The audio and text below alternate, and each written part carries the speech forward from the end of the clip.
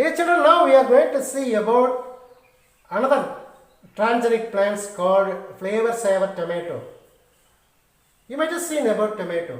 Tomato is most important part of our everyday life. Without tomato, we cannot able to make any vegetables or even salad or soup or gravy. We cannot able to prepare without tomato. Especially non-vegetarian items cannot be prepared without tomato. Such an important vegetable in common life. Okay. But unfortunately, tomato are having very soft pericarp. What do you mean by pericarp? The outer part of this tomato is very soft and delicate. But these might be produced in the agricultural field that might be transported to the market.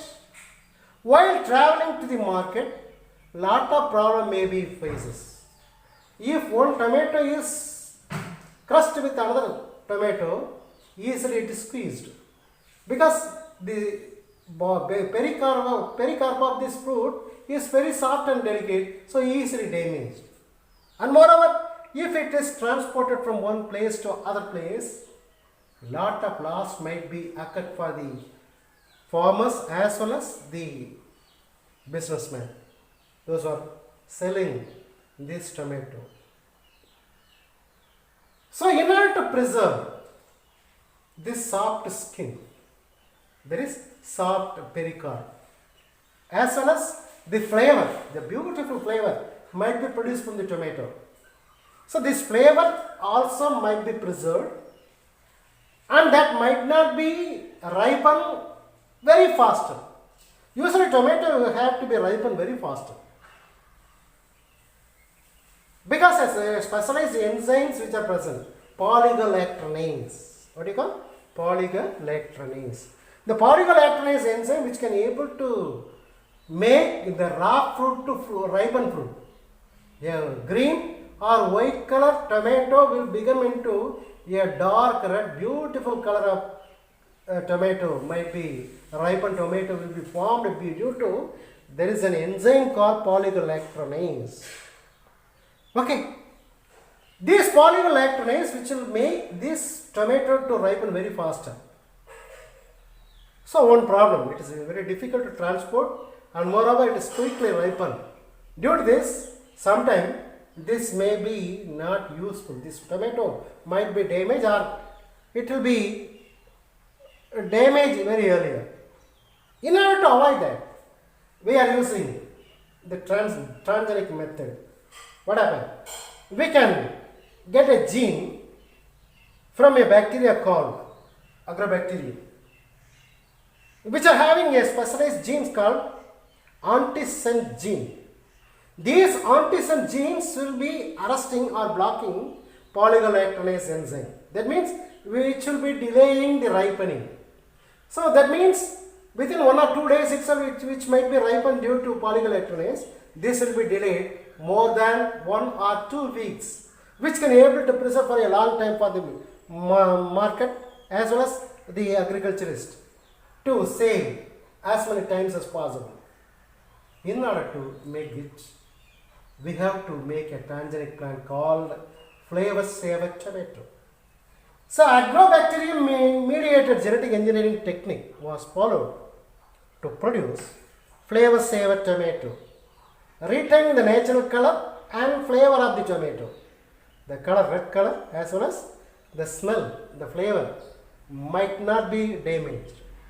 Through genetic engineering, the ripening process of tomato is slowed down and thus prevented from softening and increasing shelf life. The tomato was made more resistant to rotting. Rotting means oviparous. So rotting by agrobacterium mediated gene transfer mechanism of introducing a gene called antisense gene which interfere with the production of the enzyme called polygolactronase, which help in delaying the ripening process of tomato during long storage and transportation. Right? So another transgenic plant method is called preparing or producing golden rice plant. It is also called as biofortification. What is biofortification? Already you know that rice is a rich amount of carbohydrate, no doubt at all. But can you able to produce a rice with vitamin A? How is it possible? Vitamin A might be available in some of the fruits and vegetables, which will be vitamin A or a precursor called beta carotene might be available in green leafy vegetables, drumstick, mango, papaya. These are all the fruits are having readily beta carotene which can able to produce vitamin E. But rice, it is rich amount of carbohydrate. How can we prepare vitamin? But with the help of transgenic method, we can able to produce a rice with vitamin A. This is called biofortification. That means apart from carbohydrate, if any other important nutrients, if you add with the plant, then this is called biofortification. Now golden rice. Golden rice is one variety of rice. So here look at the picture. So this is golden rice. With the help of transgenic method, we can able to prepare, we can able to produce this golden rice which are having a rich amount of vitamin E.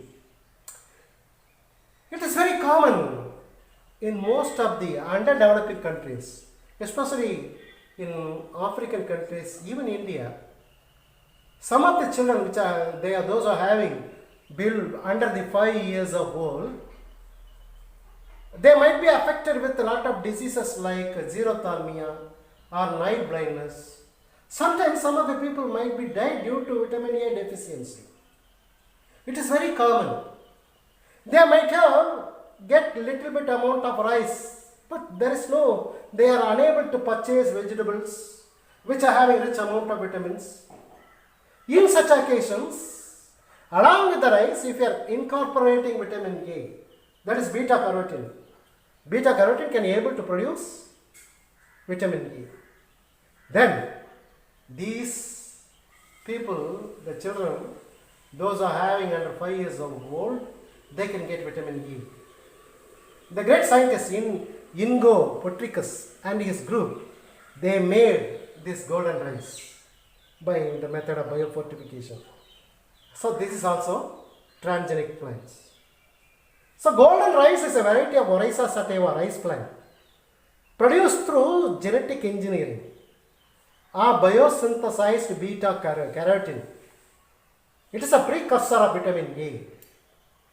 In the edible part of rice, that means the rice grains, developed by the great scientist Inigo Petricus and his groups. The aim is to produce a fortified food to be grown and consumed in areas with a shortage of dietary vitamin A, which kills so many children under 5 years of age. Golden rice differ from its parental strain by the addition of 3 important beta carotene biosynthesis gene, namely Psi. Psi means phytine synthase enzyme. These enzyme will be produced by the gene called Psi, P-S-Y. Another enzyme which will be phytine synthase enzyme, which will be prepared from a plant called daffodil. It's a grass, normal wild grass plant, daffodil plant, which name, scientific name, Narcissus pseudonarcissus.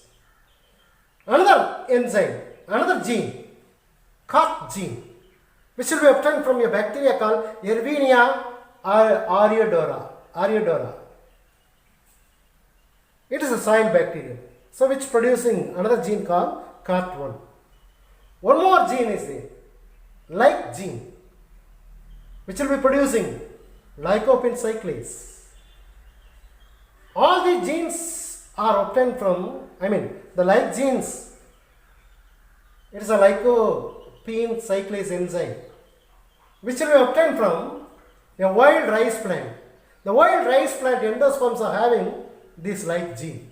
Normal rice plant might not have. The wild rice means naturally grown up in the place which are very far away from domesticated or agricultural field. These are called as wild type rice. The endosperm obtained from this wild type of rice which are having like gene. This is also incorporated in this plant to produce vitamin E.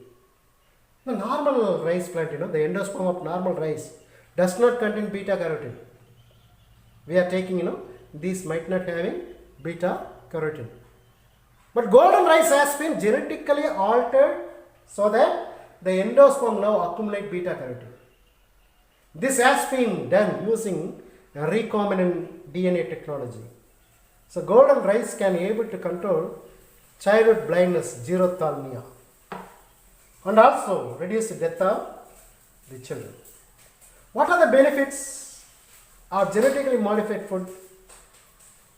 Genetically modified foods can be able to give high yields without any pests. 70% of reduction of pesticides, insecticides, herbicides can be reduced. Reduce soil pollution problem. If you are using transgenic plants, soil pollution enormously reduced.